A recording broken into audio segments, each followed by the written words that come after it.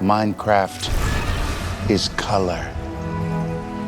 Minecraft is beauty. Minecraft is tranquil. Minecraft is creatures. Creatures big and small, some harmless and cute, some terrifying and deadly.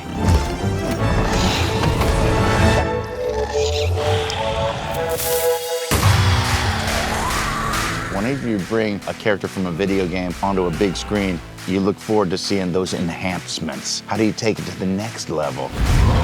We've got the best artists in the world working on it. It's been quite a journey, trying to adapt blocky, quirky creatures in the Minecraft world, interacting with people. What you see on the screen has gone through like a ton of iteration. We would design something or they would design something. We would talk about it, you know, like you've imagined it in a certain way. I've been working on the game for almost 14 years, and we take the game very seriously. So what does the mobs actually look like? It was like, how do we translate those cubed characters, but that have flesh and hair and feel like sentient beings? What's going on, dude? All the details and small pixels that you would see on any mob character. We've had a lot of conversations with Mojang in terms of how to interpret some of the most iconic Minecraft animals and characters to include in the film.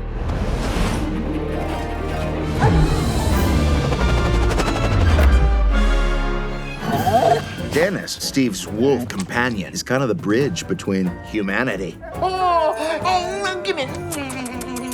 He has this best friend where he gets all of his love and friendship and family. Dennis, he like a scratchy scratch on the nariz. Oh, gooba-dooba-doo. Dennis is a little bit different where we have a proxy puppet, which is just something that we can use for the actors to interact with. There you go. Attaboy. We've had a puppeteer named Paul, and then a parkour motion specialist, Alex, who have been able to play Dennis. Ultimately, we'll be replacing that, but it's allowed Jack and the other characters to interact directly with Dennis. Go, Dennis! Go, Fluff Nugget! Run! I'm Paul Lewis. I'm puppeteering the reference puppet for Dennis. Whoa. Easy. So with Dennis, it's more about just him reacting and bouncing off what I'm getting from the actors. So I just really listen and tune in. So sometimes I don't know what I'm going to do until we're in the moment. And then I'll just go with it.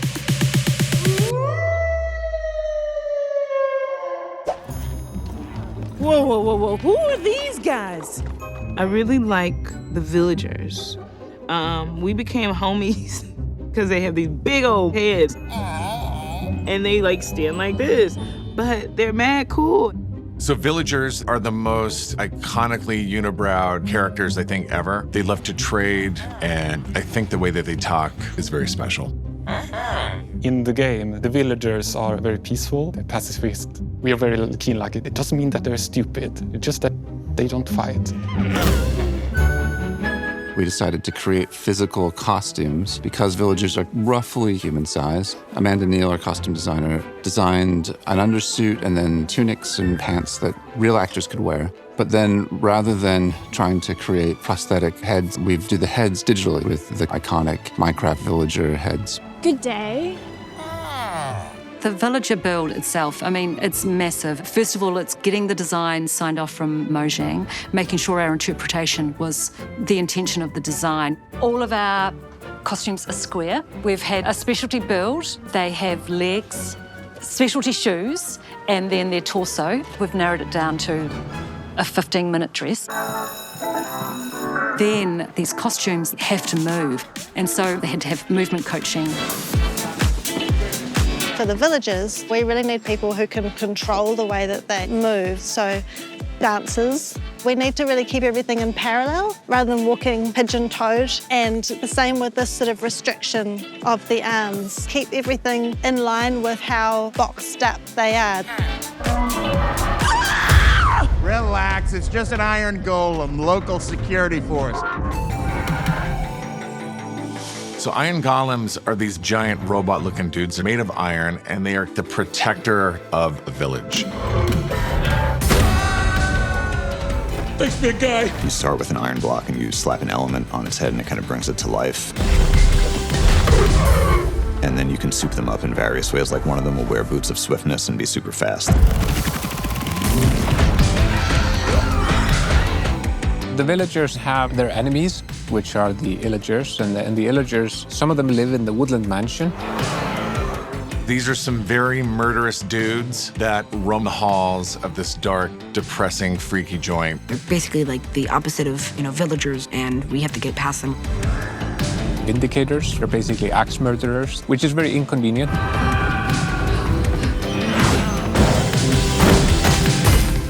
My favorite mob would probably be the zombies. They make cute noises, cute little grunts. Yo, we got a zombie problem! It's those darn zombies you got to worry about. Because if you don't really knock them out, they come back. They come back. So the zombies, they're super creepy, they're green, they're dead, they've got mucus coming out of every orifice. You don't want to mess with them, they're bloodthirsty, they want to kill you. Zombies can't see, but they can hear. So they might be going somewhere and then they hear something and they're a bit slower. There are also baby zombies, which are absolutely terrifying. Sometimes you'll see them riding on the backs of chickens, and they're called chicken jockeys. I fight some pretty crazy characters. That's the thing on this movie, like when people call you, like, what are you doing? I'm like, I just got my ass kicked by a baby zombie riding a chicken. What are you doing? Skeletons are creepy. They like to shoot arrows. In the film, they shoot enchanted arrows. Those are flaming arrows. They're mean cusses, man. They're not cool. For the skeletons, they can see really well and move quickly, but it's always from their sight. The ones that I was always scared to fight as a kid were the spiders because they're silent and they come out of nowhere. They don't bend their legs. They're very kind of straight, and they almost kind of float across the ground while their legs just kind of wiggle. And for us, being in a physical world, we felt like we needed to take a few little liberties and add some joints to those legs, make it feel like they're actually physically sitting on the ground, that they move across the ground. Sometimes you'll find a skeleton riding a spider. That's a thing. Spider jockeys, which are basically these huge spiders with skeletons riding on them with like arrows trying to shoot at you and hurt you. They're very rare in the game, but we loved them so much. We have more of what you'd see than in the game. Then there's the Endermen, who are scary. Endermen are basically nightmare fuel. They can teleport. Don't like that. Probably the most mysterious mob in Minecraft. They're just creepy. They're these dark, tall, lanky, magical creatures that try to hurt you. Enderman makes the game a little bit more difficult. They shoot dark visions into your brain.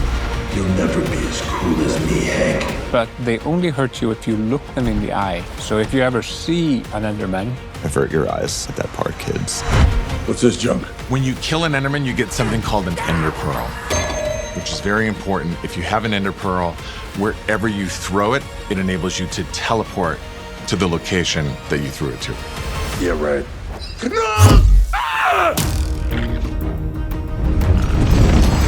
Piglins are then a final mob that live in the Nether. These are barbarian pig people. They're obsessed with gold. They're also cannibals. They're totally chaotic and ruled over by the evil piglin queen Malgosia. I will pillage the overworld, and all its gold will be ours! This morning we focused a lot on the attack at Midport Village. All right, guys, just start trashing their produce. Villagers hate that. For the pigs, I thought was all about their snout and how they make decisions through smell and therefore move from that perspective. So if you straighten your armor, you're gonna go through it. So we sort of put these restrictions on the body in order for them to be less human and more of that character. We jumped between different piglin characters, so we had different ways of moving. Some of them were faster, some of them were slower. There's more types of piglins in the movie than you find in Minecraft itself. In fact, when we started creating them, we started giving them names to give them a little bit individual character and identities. Chungus is just very big and very strong, and the Great Hog is so massive that he has to lean on his big arms to move. One One of the things I really like in this movie is that we needed an aerial attack vehicle, something to attack you from the air and something you could fly. And we had a design from Minecraft Legends that hadn't been used in the game, which was this Ghast, this kind of floaty, balloony, evil monsters that shoots fireballs.